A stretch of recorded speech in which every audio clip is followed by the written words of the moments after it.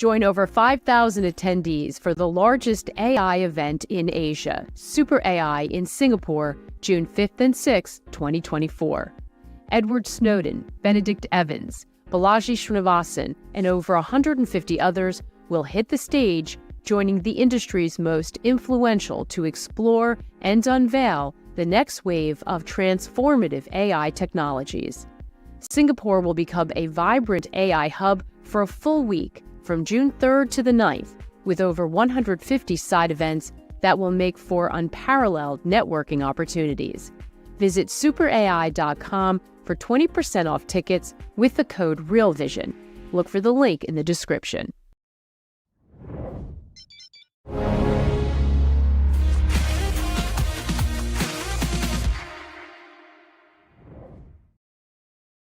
Did the Fed just take a victory lap? Hi, everyone. Welcome to the Real Vision Daily Briefing. With me today is Darius Dale, founder of 42 Macro. Hey, Darius. Hey, Maggie. How are you? Happy holidays. How you doing? Yeah, I know. We're all feeling that spirit today. The Fed didn't just take a victory lap. It was the boom mic drop. It sounds like from Jay Powell and the gang. And it really sparked a huge rally across asset markets today. So if you're just catching up and have been away from screens, the Fed left rates unchanged, but lowered its inflation forecast and indicated 3/4 point rate cuts next year. Bond yields, the market reaction was immediate. Bond yields dropped, 10-year rolling back to 4.03%. Stock soared.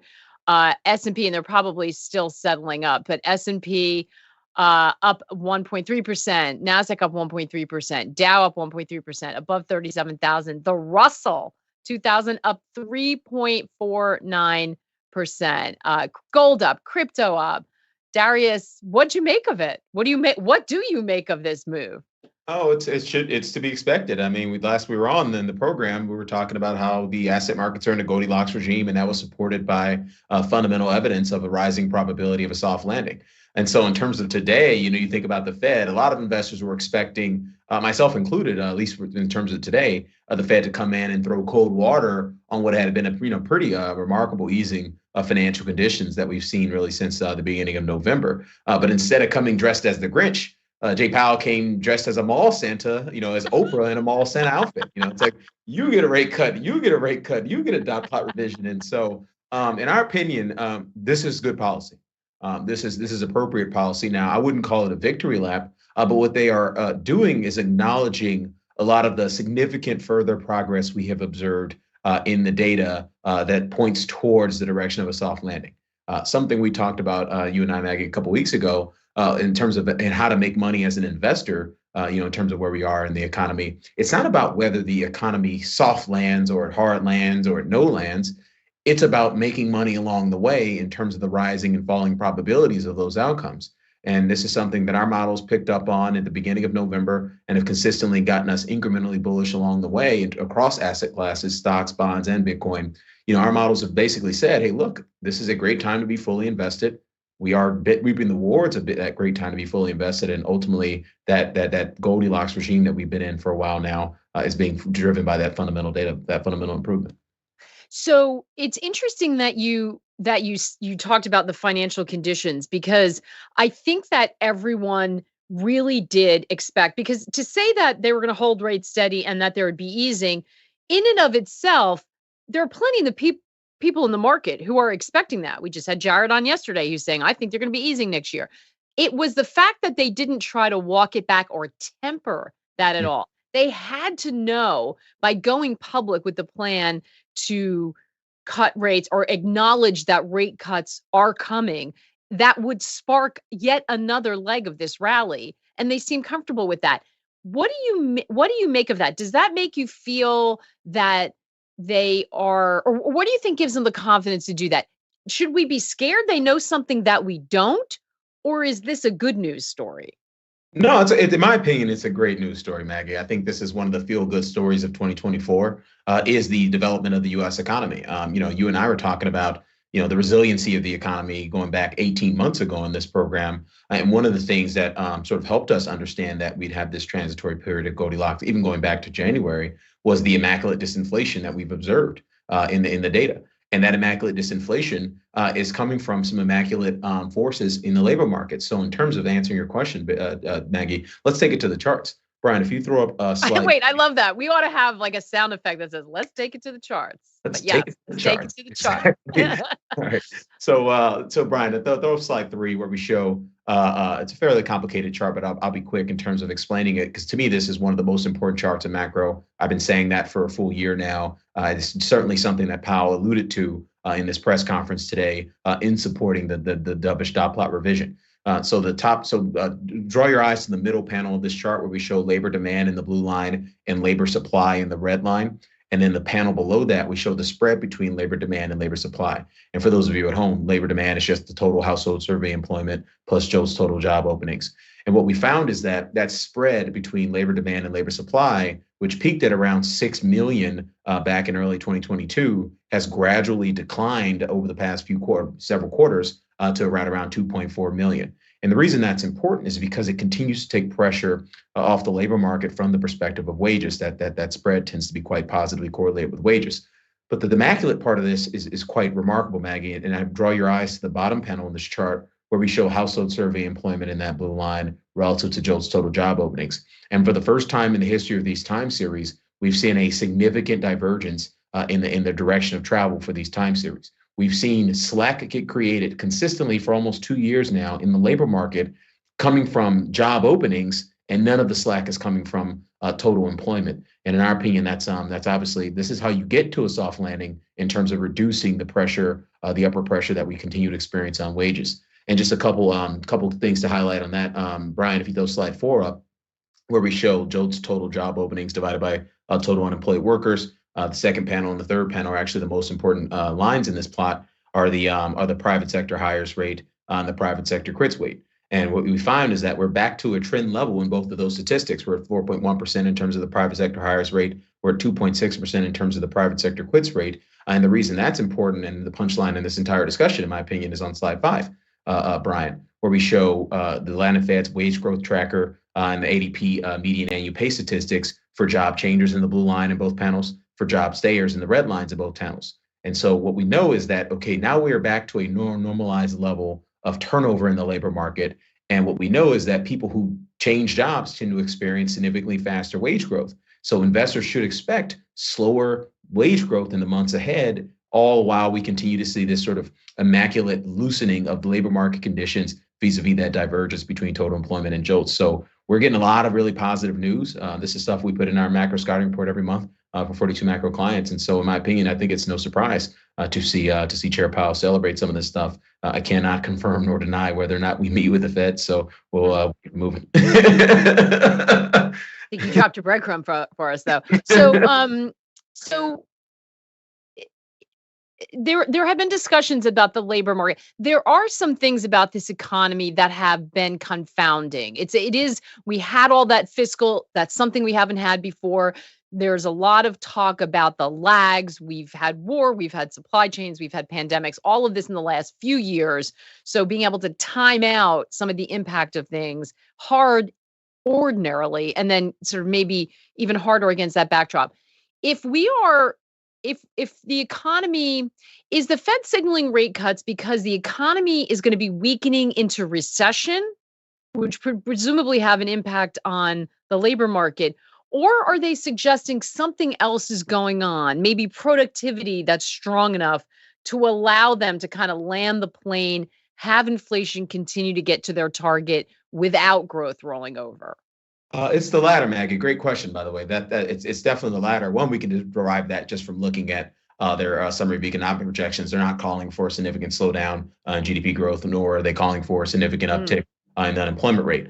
In my opinion, the number one thing that's happening that's really supporting rising expectations of a soft landing, not just in amongst economists, but more importantly being priced in asset markets, and appropriately so, is this big pickup that we've seen in productivity growth in recent quarters. You recall that I want to say the productivity growth came in right around 5% on a year or on a quarter-over-quarter SAR basis, right around 2% on a year-over-year basis in late October, and has since been revised higher. And the reason the bounce in productivity growth matters, it matters a lot for the future outlook for the economy for two reasons. Reason number one, Brian, if you throw up slide 6, where we show our corporate profitability model relative to NIPR corporate profit growth, that's the blue line on the plot, and the shaded area curve is our corporate profitability model. That's just nominal gross domestic income minus the spread between the year-over-year rate of change of unit labor cost and productivity growth. And what we found is that corporate profitability bottomed a couple of quarters ago, and it's really kind of started to improve over the last couple of quarters. It's still cyclically depressed, but it's getting back towards more normalized levels, which implies corporations there's a reduced need for corporations to shed costs on the labor front and or to pass on price increases to customers. Brian, if you put up slide 7 in today's chart pack, where we show the spread between private sector average hourly earnings growth minus non-farm productivity, that spread, which is generally noise for most of the time, but however, whenever that spread rises substantially and it starts to eat away at corporate profitability, you tend to see higher rates of consumer price inflation as corporations pass on those price increases or that lack of productivity onto consumers. And the reality is we basically round tripped in terms of that blue line. We had a big spike up in terms of the spread between earnings, wages, wage growth, and productivity. And now we've had a sharp decline in terms of the spread between wage growth and productivity. And so what all this means is that there's a lot less pressure on corporate America to either fire people and or to pass on those price increases. So a lot of the slack that we are seeing created in the labor market, which is in fact has been immaculate, can continue as long as this productivity level is sustained. And obviously, that's the hardest thing to forecast when it comes to forecasting macroeconomy. So we can't forecast that with any precision. No one can. But what we do know is that the trend rate of productivity is right around 1.7%. You can add 30 to 50 basis points, just by hashtagging AI. And so you're talking about a level of productivity growth, if sustained, somewhere to 2.5%, would absolutely create a soft landing outcome in the U.S. economy. Yeah, that's a really important distinction because when you're, I mean, and it used to be that when we'd see the Fed start to pivot, the thing that we've always talked about is with anyone calling for that is if they come on and say they're pivoting, watch out, because if they're pivoting, it's probably for reasons that are negative potentially for stocks, at least for corporate profits, for earnings, for job seekers. Do you agree though that it sounds like or do you agree with the Fed forecast that we're not going to see a significant increase in unemployment? I don't know that I need to answer that question with a specific answer right now. What I will tell you is that we run a variety of models that give us a good look on whether we have a high probability or a low probability of a near-term recession, something that commences in the next 3 to 6 months. And those models, by and large, are saying there's a fairly low probability of a recession commencing in the economy. So for now, the markets are telling me that there's a low probability of recession, i.e., our global macro risk matrix, which is a very complicated and sophisticated system that allows us to, be appropriately orienting our decision-making process with what's actually happening in markets. That is telling us that there's no recession on the horizon, and the actual qualitative research that we perform every day in our laid off morning note and every month in our macro scouting report are saying that a recession is a low probability event. Now that probability might start to rise at some point, but again, I don't think it's appropriate as an investor to pigeonhole yourself into the soft, hard, or no landing camp. You can make money betting on a soft landing and in booking that trade, and then eventually betting on a no landing or hard landing after that. And that to me is the number one thing that I see retail investors doing wrong right now. The institutional clients know that. When we're having my daily pro-to-pro meetings with our institutional clients, they get that very much. Their job is to make money. The retail investor, they think their job is to be right about their forecasts, and that's how they make money. And unfortunately, that's just not how the game works. Yeah, I think there may be some institutional people that are struggling with that too. You're right, Darius, but we've seen and heard from people who are kind of like still on that narrative. Now, it doesn't mean that they're trading the same thing they're talking, which is important. But there are people but there are plenty of people who believe that we are going to see inflation return. We are going to see the Fed's going to be wrong and that they're giving up the fight on inflation too soon. One of the things that Jay Powell said today, which was interesting, was that everyone's been wrong about the economy, including them, and that this is a time for everyone to be reflective because everyone got it wrong somewhere along the line. They are now, it seems, concerned about the lags of all of the tightening they've done and trying to get in front of that. Worried maybe that more there's more going to be more pressure, downward pressure on the economy from their own policy. Do, do Yeah, you have that any makes thought sense. about the timing of a rate cut? If do they seem, if they're preemptive, are they likely to go sooner? I think the market's thinking March, right? Does that seem too soon? Yeah, so we were May prior to the meeting. I haven't checked it since the meeting, but so May was the initial, not lift off. What's the opposite of lift off? Lift down or step down, whatever. Ease, pivot. First cut. Let me answer your question. This is good policy. They understand that monetary policy works with long and variable lags, and you and I have discussed on this program, all since summer of last year, that the lags are longer and variable in this cycle. They're longer in the cycle because of the terming out of debt that we've done, and also the expediency with which the Fed hiked the policy rate. So not only did consumers in the private sector, both households and corporates, not need to refinance anytime soon, they don't want to refinance anytime soon because of that wide spread between what they're currently paying in debt service relative to what they would refinance into from a market rate perspective. So the Fed understands that these lags are longer and variable. So they understand that, hey, if we're actually getting the positive outcomes on inflation that we effectively want, then what is the purpose of allowing the policy rate to drift higher on a real basis and effectively tighten monetary policy further if we're actually getting this sort of soft landing outcome that, if you're a fan of America, you should probably be betting on, right? What's better than inflation returning comfortably back to target than, and without any significant hiccup in the labor market? That's a really positive outcome. Now, again, as an investor, Darius Dale, the founder and CEO of 42 Macro, is telling you it doesn't matter whether or not the economy soft lands. What matters is the progression of asset markets take to getting to the ultimate outcome. We could go into a hard landing very much in the second half of the year, but if the stock market runs up another 10, 15% between now and then, are you going to be able to live with yourself if you miss that gain? Are you going to be able to live with yourself if soft landing is still very much the consensus expectation 3 to 4 or 5 months from now? I'm not saying it will or won't be, but what I will tell you is that we have legitimate, proven quantitative tools that will allow us to book gains on Goldilocks and rotate into something that's not Goldilocks in the future, in my opinion, at a better, with a better price point than a lot of folks who are just, the economy must do this, therefore. Yeah, exactly. And that's been the issue. So, I want to get to some questions because we've got a lot, obviously, given what's happening, because a lot of people are having to kind of reset now. Mhm. Lena saying Darius has been right with his timing, and I wonder what he'll say about 2024. Any correction coming? I think you just answered that a little bit by saying you can't front run the correction that may or may not come at some point until, I mean, the Fed's data dependent. It sounds like we have to be too. Yeah, 100%. Brian, throw up slide 8, my favorite slide every morning that I refresh in terms of our research. So there's two things that are core to our research process in terms of helping orient our investment making decisions and the recommendations that we make to our clients. One is our global macro risk matrix that helps us determine our top-down market regime. So what are the asset markets pricing in? Are they pricing it in too much or too little relative to the consensus narratives out there? That model has been telling us Goldilocks, Goldilocks, Goldilocks for a while now.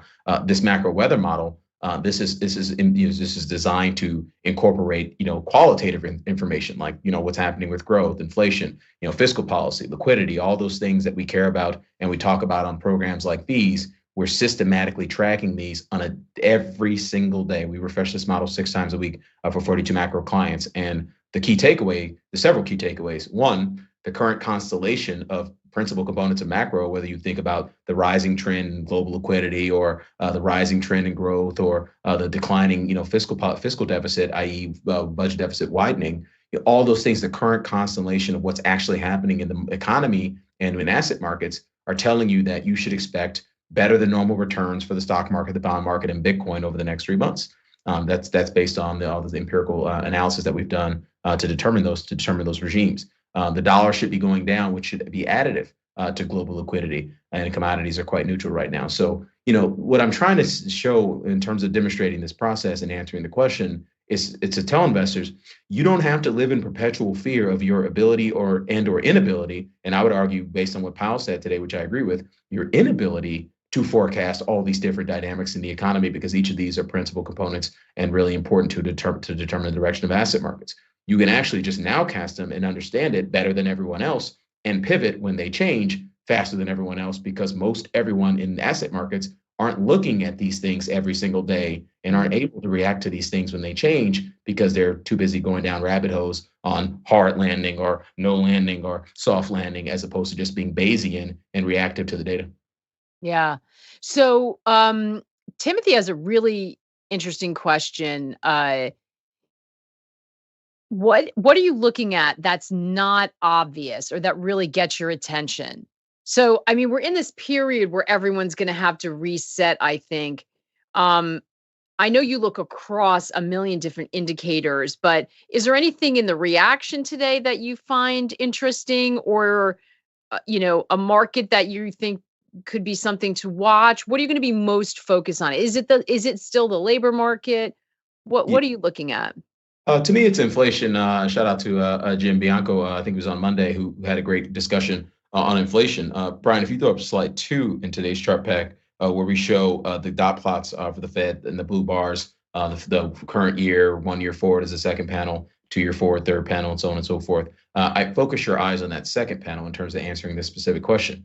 Right now, that red line in the second panel is the December 2024 Fed funds rate. The blue bar is in that panel is the 1 year forward median dot plot estimate, which was revised lower today by 50 basis points. So right now, the market is effectively pricing in, 75 basis points further of incremental rate cuts relative to what the Fed is already, projecting. Now, the market may be right. The Fed may be eventually forced to kind of, be dragged down to that level, kicking and screaming. But to me, this is effectively saying, soft landing is a very consensus, at least in the money markets right now. And so if we start to see adverse outcomes from an inflation standpoint, and I would argue we saw some adverse outcomes from an inflation standpoint in yesterday's report, that to me is the number one thing that could, throw cold water on this Goldilocks regime, which is obviously a risk-on regime, and transition us to a risk-off regime, much like what we saw, from August through October. Just give you a few statistics on that. So we track inflation impulses on a 3-month annualized, 6-month annualized, and year-over-year rate of change, but we tend to focus on the 3-month annualized because that tends to line up with the direction of travel in asset markets. It may change in the future, but for now, 3 months seems to matter the most. If you look at the 3-month annualized rates of change of supercore CPI, that accelerated to 5.1%. That's obviously well above its pre-COVID trend. That's the highest print we've seen since November 2022. And median CPI accelerated to 4.9% on a 3-month annualized basis. That's the highest print we've seen since April. So there are underlying inflation measures, statistics that are kind of bucking the trend of the general trend of disinflation that we're observing across the core PCE deflator, other measures of an underlying inflation. Pretty much every inflation survey, whether you look at University of Michigan, Consumer Conference Board, New York Fed, all these inflation surveys are collapsing. But we're still seeing some evidence of sticky inflation. And so if we're looking ahead into next year, I try not to predict the predictors. To me, the predictor is the global macro risk matrix and the weather model telling me that it's a great time to take risk. I don't want to predict the predictors, but if I had been answering the question, if I'm forced to predict the predictors, it's going to be sticky inflation data over the next 1 to 2 months that really throws cold water on this regime. And who knows, market could be 10% higher by then. Yeah, that's the risk. We don't know when that comes in and what you've lost if you're on the sideline, but that's tricky for people. So this is when you have to think about your time frame and your risk appetite.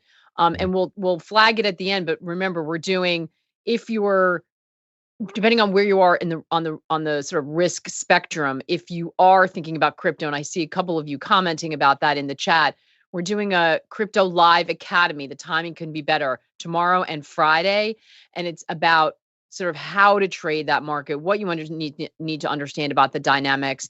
And so, this will feed into it. If we're in a regime like this, how does that make that different? So be sure to go to the website to figure out how to register for that. I think it's realvision.com/get ready. It's free for everybody. If you're members, you'll automatically get access. If you're not, you just need to create a free account and you can go to it. So it's going to be a tricky time.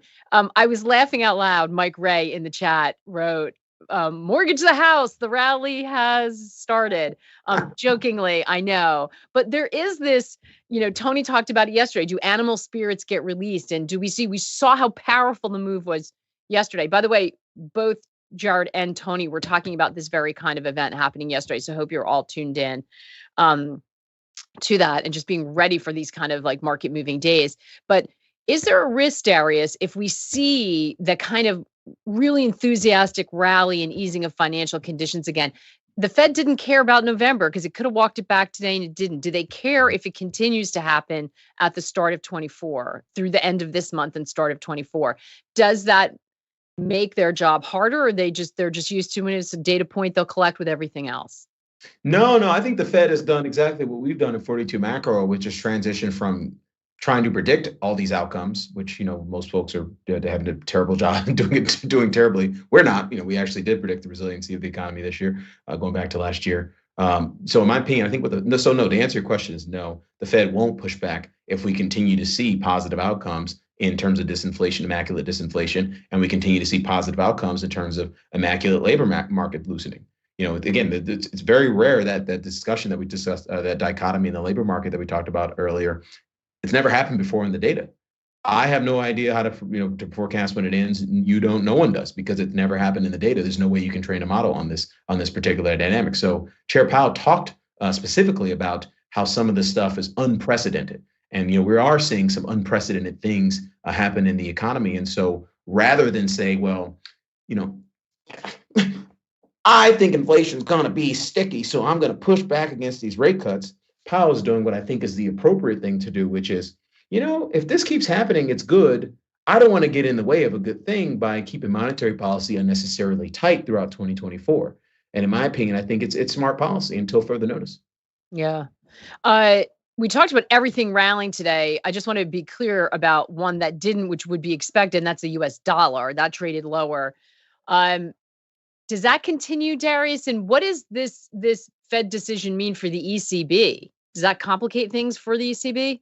No, not at all. Actually, it's actually very positive for the ECB because it gives them some air cover to actually start to talk toughly and support their economy. Brian, if you just throw slide 8 back up on the chart, our weather model. So the dollar, our 3-month outlook for the dollar, and again, what these outlooks are designed to do is project excess returns. So should you expect better than normal returns in the dollar over the next 3 months, or worse than normal? And the model is saying you should expect worse than normal returns and higher volatility in this particular asset class, again, based on the current constellation of all these important indicators in the economy and how they're currently trending. So we are bearish in the dollar. We should be bearish in the dollar in a Goldilocks regime. It's, in fact, one of the things that's contributing to the Goldilocks regime in a reflexive manner. The dollar going down is a very important and positive influence on global liquidity, which, when it inflected positively, I want to say 3 or 4 weeks ago, it was one of those signals that really took our weather model from being kind of neutral in a lot of asset classes to being resoundingly bullish on asset classes. And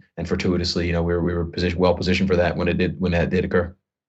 So Matt asking, I think you answered this already, but just to be clear and answer his question, Darius, is the distribution of probable outcomes still flat, or has the probability of a soft landing risen? The probability of a soft landing has absolutely risen. We talked about that about a month and a half ago when we got the Q3 productivity report.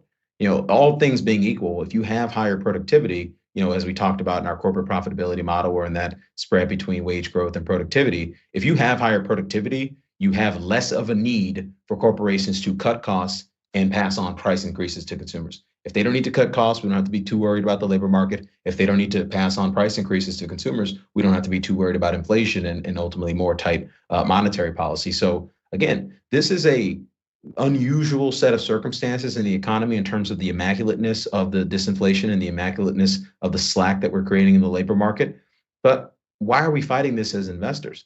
Our global macros matrix, which has 42 of the most important markets in the world, scoring through the lens of our volatility adjusted momentum signal, has been telling us for weeks that Goldilocks is what you should be betting on and pricing in. And why would you fight that with the data? Going back to the weather model, all the data in the economy, not all, but most of the data in the economy, when analyzed on an aggregated basis with proven quantitative techniques, are telling you that things are good. Now, things won't be good at some point in the future, but that's when the models will change. We don't have to predict when the models will change. Just let the models change and then change your positioning when those things do, when they do change. So we have, how much momentum do you feel like this rally has here? Because we also have, I thought I heard someone say $6 trillion. I don't know. Someone can correct me if that's wrong. Sitting in money market accounts right now as well. I think someone made the point that I think it was Tony yesterday, that if you start to see money market account, great. If you could get those rates still look attractive, But if you start to see stocks really take off here, do you start to see money move out of money market accounts into stocks or into risk assets? So how do you feel about the potential momentum for a move here? Yeah, that's this is part and parcel to this whole discussion about expecting this Goldilocks regime to be persistent. Part of what we do in terms of the qualitative research we perform, like what's happening in the labor market or with inflation, that gives me an indication. Okay, we're in Goldilocks now. How long should I expect Goldilocks to persist? Again, I'm not going to tell the model what to do, but that helps me answer that question. And to answer your question, we should expect it for a while. I mean, if you think about, you cited the cash on the sideline. I'll give you another statistic, or Maggie. Sorry, my wife's name Allie, and I can hear her moving around the background. I'll give you another statistic. If you aggregate checkable deposits and currency on both the household and corporate balance sheet, plus their money market fund exposure into one aggregated cash metric, it's about 5% of total private sector assets, way up from around 2% in prior to COVID. You got to go back to the 1950s to see that much cash on the private sector balance sheet. Now, as rates on the short end start to come down, and they are coming down, look at the 2-year, look at money market rates, the market or asset market participants are going to be looking around and saying, okay, I need to lock in yields and that's exactly what's happening in the bond market, by the way. And they're going to say, well, maybe I should be taking more equity risk because this hard landing thing that all the macro gurus have been telling me for the last 2 years just ain't happening in the data. And in my opinion, that is a material upside risk. And finally, I'll throw a few more statistics at you. We are only in the 55th percentile. So if the AAI runs this monthly survey of investors about their asset allocation, where are you in stocks, where are you in bonds, where are you in cash? The actual levels are irrelevant to me, but you can analyze them on a statistical basis to understand like where you are relative to history and where you are relative to historical kind of pivot points in those indicators. We're nowhere near peak, equity market exposure. We're only in the 55th percentile of equity market exposure. We're actually in the 37th percentile cash exposure. So, a lot of folks, instead of being long cash, they've been getting squeezed or they've been getting blown up in bonds up until about the big, November 1st of this year. So it's telling you that, there's a big asset allocation tree. If we soft land as the economy, which I'm saying the probability has risen, although I'm not certain that's actually going to happen, but it doesn't have to happen. It just needs to remain the modal outcome for market participants for more units of time for the market to rise and those funds to flow. That's all that needs to happen. It's a technical process, not a fundamental process. Yes, absolutely. Amazing, amazing day. And we're going to have some really, really interesting conversations as we now all try to reset and see into the future. But really important message from you, Darius, about not just getting locked in to the narrative, whether you've been on the side of easing or not. And I see it already on X, Twitter / people, talking about it in terms of that. And you're right. It's a difficult thing to do right now. I mean, Jay Powell probably summed it up the best, saying that they're making policy in an uncertain, unprecedented period. So Absolutely. they're trying to stay as nimble as possible, and I guess we should too. So appreciate you reminding of us of that. Before we wrap up, can we take 20, 30 seconds to play a quick game? Yeah, sure. I want to play a game with everyone watching at home. I played this game with our subscribers in our Around the Horn presentation this weekend. So everyone raise your hand. Everybody raise your hand. You too, Maggie. So keep your hand raised if you forecasted the pandemic. So I'm dropping my hand. You drop your hand. I assume a lot of people drop their hands. Keep your hand raised if you also forecasted the $6 trillion fiscal response to the pandemic that the Fed monetized 50% of shortly after the pandemic. Keep your hand raised if you, heading into 2022, you understood that inflation would be significantly higher than target and the Fed would hike interest rates to the highest level and at the fastest pace in 40 years. Keep your hand raised if in the beginning of 2023, instead of being in the recession camp, which was extremely consensus at the time, you also thought the economy would have a resilience, just demonstrate resiliency. Keep your hand raised that if at the end of October you thought that the stock market and bond market were due to squeeze and completely change regimes based on some evidence of a soft landing. And so the whole point of that exercise, because most people, if not everyone, should have their hand down by the end of that. The whole point of that exercise is to show you, by looking backwards at the last 3 years of trading markets and the economy, to remind you that we need to have humility as investors in terms of our ability to predict these material, meaningful outcomes that impact your portfolio. So rather than looking ahead into 2024 saying and doing the exact same thing by, I think this is going to happen, therefore I got a position for this, maybe try changing it up a little bit. Maybe, add some systematic elements into your process. Maybe those things might, which have been very, favorable for our clients at 42 Macro. I think they can be very favorable for your portfolio as well if you allow yourself to have a little humility about your ability and or inability to forecast these really important economic dynamics. Yeah, I totally agree with that, Darius. And I'll tack two things onto that. We keep your mind open to the learning process, right? This isn't, we never play gotcha here. There are people who come on who do good work, who get it right a lot. And Lena was just mentioning Raul has had a fantastic year. He Has he? has. He Hell yeah. got his bond trade wrong, which he got out of, and he explained. And there are people who have been on the other side of it right now who are not right, but maybe right next year. And so what we always try to lean into is, where are the differences? What can we learn from them? If people are changing their mind, why are they changing their mind? And what can we learn from that? So that's how we approach this here. And we try to bring you diverse views instead of everyone just mimicking what's working at the moment, because that doesn't do anyone any good. So you're right. We have to be humble. We have to look back. Things are unexpected. This is unprecedented. And you need to have an open mind in addition to staying nimble. So that's really important. The other thing is that we, as you all know, lean into education. So I'm going to do a fun segment with Denise Shull. We were talking about prior to this, how we all deal with the fear of losing again, because so many people got hit with that last year, whether you're in bonds, whether you were in crypto, whether you were in anything other than the Mag 7. Now it's the flip side. We also have to think about, how do I not get intoxicated by the greed and rally that we may be faced with at the beginning of the year? So we're going to break that all down about not only how to sort of be smart about it, but how to mentally prepare for the emotional roller coaster that we're all going to be on. So it's going to be really fun. This should be a good period that we can all enjoy, but I'm going to take that advice, and we're going to stay humble and lean into the learning for it, Darius. And I know you'll be there with us, so appreciate it. You are a superstar, my friend. I just want to thank you specifically. You help so many thousands, if not tens of thousands or hundreds of thousands of people around the world learn how to be better investors every day. You're on the front lines, and I just want to say thank you for your contribution, because you've helped me in our discussions and certainly have helped so many others. Oh, thanks. So that's a nice year end. It feels a little bit like a eulogy when you say that to me, but it's a nice year end thought that I'm going to take away. Everyone's mailing it in a week anyway. So exactly, you're right. We're all half on vacation after this rally, but I appreciate it. Thanks so much, Darius, and thanks to all of you. Great questions always, and great comments, and you always have me laughing in the chat. So if you're not in the chat and you're not on our platform, get over here so you can participate. Appreciate you all. Oh, Ralph saying 5 trillion in U.S. stock options are set to expire Friday. We have Jem Carson on tomorrow. He's going to talk all about that. And he thinks Powell's wrong. So there you go for diverse opinion. So that'll be fun. So be sure to join us for that. In the meantime, take care and good luck out there, everybody. As you know, crypto's on the bull run. We're transitioning from crypto spring to crypto summer. It's when things get exciting, but it's when everybody loses their minds. And your one job in a gift of a bull market is not to fuck this up.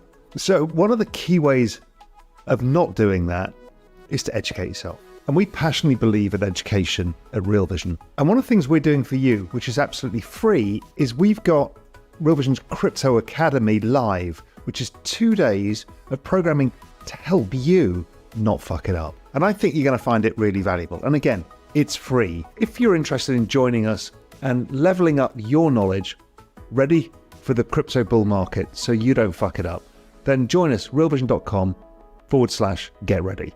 It's as simple as that. It's free. You get everything that you want. If you are a Real Vision member, you get this already, so you don't need to do anything. Also, if you are a Crypto Academy member, it's also included in your package, so you don't need to worry about that. Anyway, realvision.com/get ready, and don't fuck this up.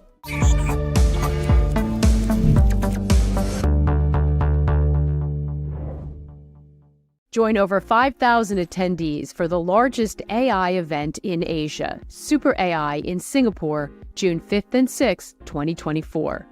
Edward Snowden, Benedict Evans, Balaji Srinivasan, and over 150 others will hit the stage, joining the industry's most influential to explore and unveil the next wave of transformative AI technologies.